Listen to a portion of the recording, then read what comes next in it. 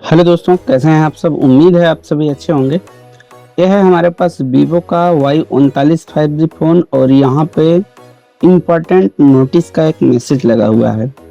इसमें ना तो आप अपना किसी भी तरह का फ़ोटो आप चेंज कर सकते हैं और ना ही इसमें आप इस फ़ोन को जो नोटिस है इस फ़ोन में उस नोटिस मैसेज को हटा भी नहीं सकते।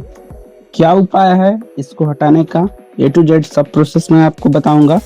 पहले मैं आपको यहाँ से ये दिखा देना चाहता हूँ कि इस फ़ोन को अगर आप चाहें तो सेटिंग से फैक्ट्री डाटा रीसेट भी नहीं कर सकते, क्योंकि यहाँ पे कोई भी ऑप्शन नहीं है फैक्ट्री रीसेट करने का। और यहाँ पे देखिए, इसका कोई दूसरा उपाय दोस्तों है। एक बार हम फ़ोन को हार्ड रीसेट करते हैं। अगर यह हार्ड रीसेट हो जाएगा तो हमारा जो नोटिस है वहाँ का वो हट जाएगा और फिर हमारे फ़ोन में फैक्ट्री डाटा रीसेट का जो मैसेज अभी हिडन है वो शो भी होने लगेगा।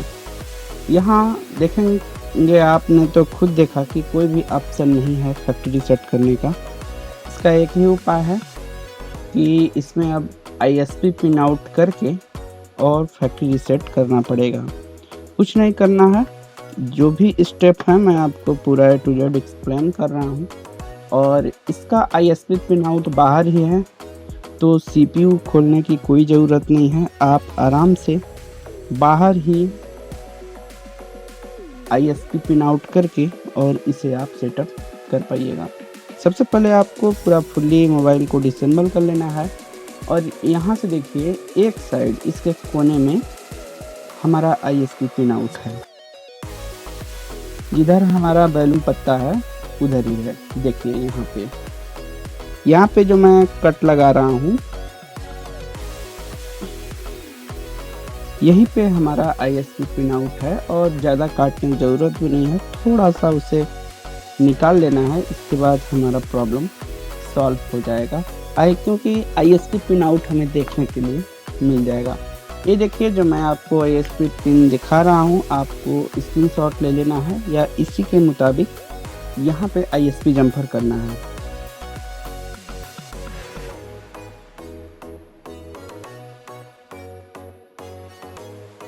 यहाँ पे देखिए दोस्तों, सारी की सारी पिनें 4 पिनें हमको देखने के लिए मिल रहा है और ग्राउंड आप कहीं से भी अटैच कर सकते हैं, ग्राउंड के लिए दिक्कत नहीं होगा।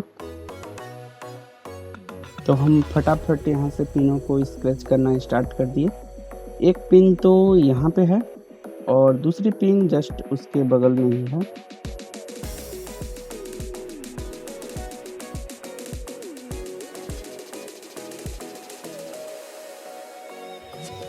तो वो आपको घबराना नहीं है, आराम से स्क्रैच कर लेना है। स्क्रैच करते टाइम आप हो सके तो थोड़ा सा नया ब्लेड का इस्तेमाल करें, जल्दी होगा और अच्छे से होगा।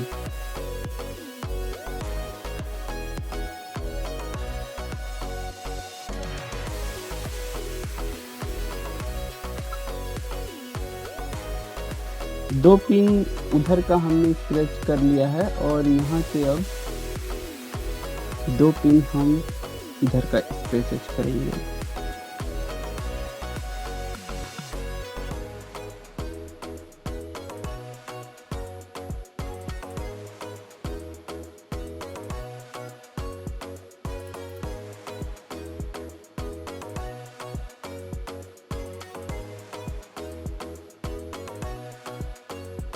स्क्रैच करने के बाद दोस्तों, यहाँ पे आपके पास कोई भी बॉक्स हो जो कि UFS चिप को सपोर्ट करता हो, उस बॉक्स से आपको इन चारों पिनों पे जम्पर लगा लेना है।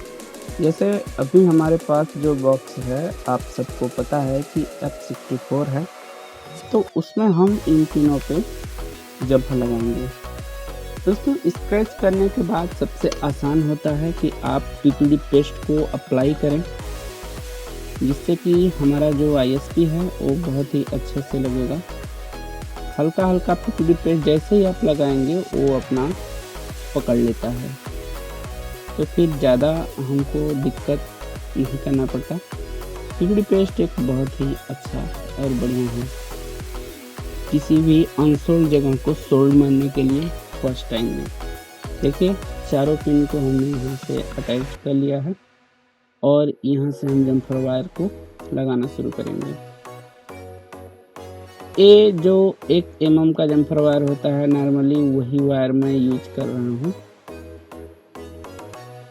और इन चारों वायरों पे यहाँ से पीपीडी पेस्ट मैं इसलिए लगा रहा हूँ कि इसके बारीक पॉइंट पे बहुत ही अच्छे से इस सोल्ड को पकड़ता है और थोड़ा सा सोल्ड को ही पकड़ाना है हमें। इसके बाद हम वहाँ पे फटाफट कनेक्शन दे देंगे। मैं पूरा गाइड आपको इसलिए कर रहा हूँ कि आपको अच्छे से समझ में आए और फर्स्ट टाइम है, बिगिनर हैं या एडवांस लेवल में हैं तो आपको समझ में आए। जो भाई इस तरीके का काम करेंगे वो तो ऑलरेडी एडवांस लेवल पे ही होंगे, क्योंकि ये बेसिक लोगों के बस की बात नहीं है। अगर आप कहीं से सीखे नहीं हैं तो आपको डर लगेगा।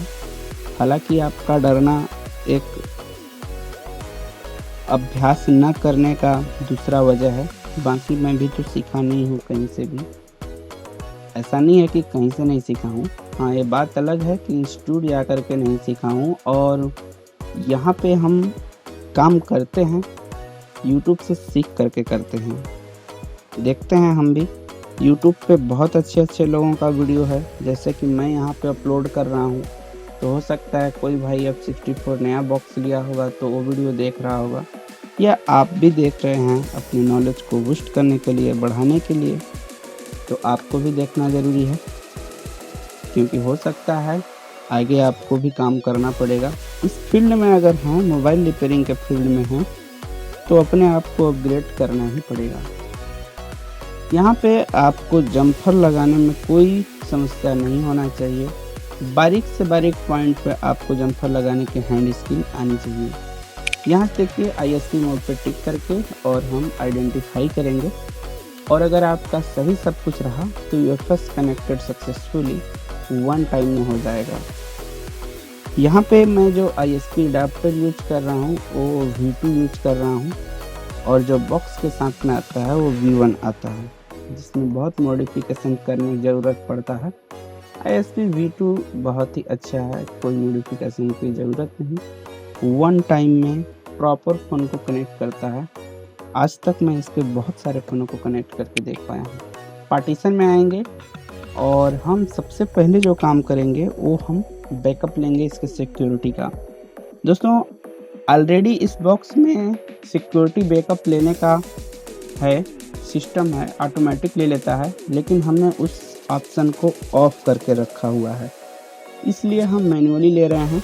क्योंकि कभी कभार जब आपका कनेक्शन सही नहीं रहता है तो वो टाइम ले लेता है बहुत ज़्यादा, इस वजह से हमने उसे ऑफ करके रखा है। और अपनी ज़रूरत के हिसाब से जब जी चाहता है, जिस फ़ोन का चाहता है, हम वहाँ से बैकअप ले लेते हैं, और जिसका नहीं ज़रूरत पड़ता है उसका बैकअप हम नहीं लेते हैं।